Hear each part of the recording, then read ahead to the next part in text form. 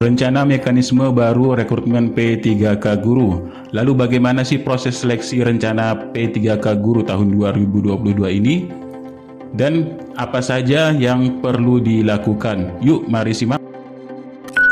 Welcome back to my channel TPMDS. Selamat datang kembali pada channel TPMDS. Semoga sehat-sehat selalu sobat-sobatku semua. Nah, ini ada informasi sebelum kita masuk ke pembahasan. Nah, ini ada informasi yaitu tentang penyerahan keputusan pengangkatan dan penandatanganan surat perjanjian kerja dari Kota Solo. Yaitu ada Gibran, anaknya Bapak Presiden Joko Widodo, ini telah menyerahkan SKP 3K. Nah, dalam penyerahannya ini dia berpesan, saya minta para P3K ini tidak gagap teknologi atau digital dalam penyampaian materi pembelajaran, menguasai teknik mengajar secara relevan dengan digitalisasi dunia pendidikan. Nah, sejalan dengan itu ada aplikasi yang sangat bagus sekali yaitu Teachmin. Nah, aplikasi ini bisa kalian download di Play Store dan bisa kalian klik link di deskripsi di bawah ini. Ngajar online jadi lebih mudah pakai Teachmin, aplikasi ngajar yang mengerti kebutuhan pengajar. Mau ngajar apapun, gratis!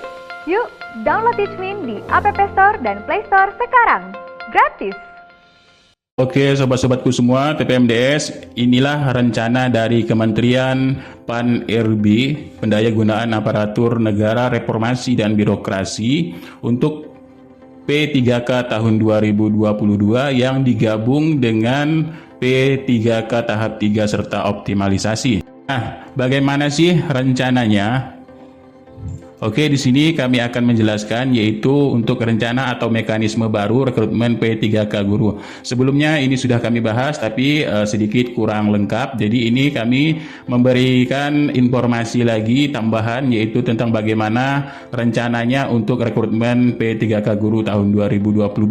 Nah, Deputi SDM Aparatur Kemenpan RB ini telah menyampaikan yaitu untuk P3K tahun 2022 pengusulan formasi oleh Pemda ini berdasarkan dari rekomendasi oleh Kemendikbudristek. Maksudnya bagaimana? Maksudnya Kemendikbudristek ini telah menetapkan kuota bagi ini untuk yang lulus passing grade atau yang sudah sesuai NAB atau nilai ambang batas pada tahun 2021. Nah, jadi di sini poin pokoknya adalah nama-nama dari yang sudah lulus passing grade tersebut ini sudah terdata di Kemendikbudristek. Jadi tinggal mengusulkan saja Pemdanya, kemudian uangnya sudah ada.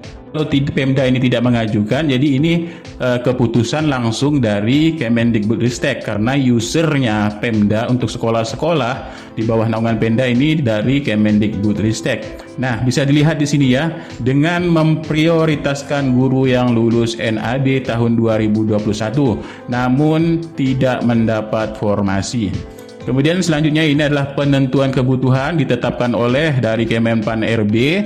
Nah, setelah itu baru di sini kita lihat proses seleksi prioritas peserta yang lulus NAB tahun 2021. Nah, teman-teman, ternyata di sini ada proses prioritas seleksi atau proses khusus untuk yang lulus passing grade. Nah, ini ya, yang sudah lulus passing grade ini ada ada tes khusus sendiri. Bagaimana sih bentuk tesnya? Tesnya bukan seperti tes biasa, ya. Di sini sudah dicontohkan. Pak Budi adalah guru THK 2 yang mengikuti seleksi tahun 2021, lalu lulus passing grade namun tidak mendapat formasi karena kalah bersaing. Nah, di sini sudah disepakati oleh Panselnas untuk masa kerja dari seleksi tersebut adalah 3 tahun ke atas. Jadi kalau sebelum 3 tahun ya, ini belum mendapatkan proses prioritas ya. Nah, jadi di sini bagaimana bentuk tesnya? Tesnya adalah hanya menggunakan verifikasi data. Nah, verifikasi data itu bagaimana?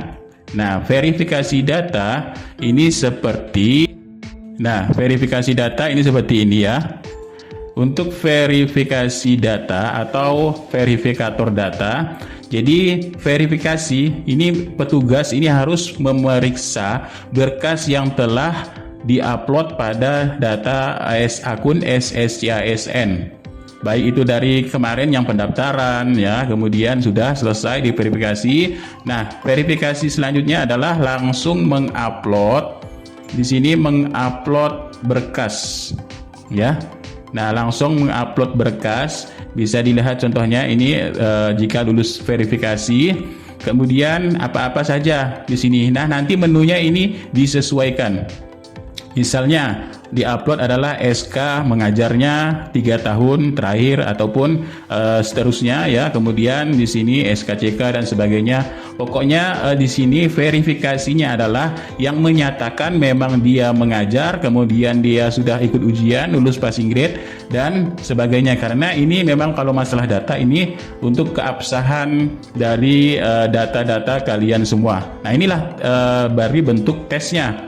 Jadi bukan tes ikut ujian lagi, tidak ya, tapi hanya verifikasi data, yaitu tentang data-data yang sudah diunggah di SSCASN dan dilengkapi lagi dengan untuk penerbitan SK-nya. Nah, jadi membuktikan bahwa memang benar-benar ini tidak rekayasa. Nah, itu sebagai bentuk dari verifikasi data. Nah, selain itu juga ini udah clear ya. Nanti kita lihat di akun SSCASN-nya untuk verifikasi data. Ini sama juga sebenarnya. Verifikasi datanya langsung di sini kalau melihat dari skema tadi, ini adalah verifikasi data atau proses seleksi yang lulus ini akan langsung untuk pemberkasan dan verifikasi. Jika verifikasinya tidak lengkap dan sebagainya ini, maka data-data tersebut belum bisa diverifikasi. Dan syaratnya katanya tadi di sini adalah membuktikan bahwa sudah mengajar, benar-benar mengajar di sekolah tersebut. Nah, selain itu juga di sini ada informasi dari DPRD ataupun ketua DPRD lainnya lama ya. Ini ketua DPRD ini menyampaikan, saya minta Provinsi Sulawesi Selatan katanya segera menyelesaikan dan mengeluarkan SK bagi guru honorer yang lulus, kemudian segera diberikan penugasan sesuai dengan aturan yang berlaku. Dengan demikian SK para guru tersebut bisa segera didistribusikan ke wilayah-wilayah untuk secara merata dan mengejar ketertinggalan dari sektor pendidikan.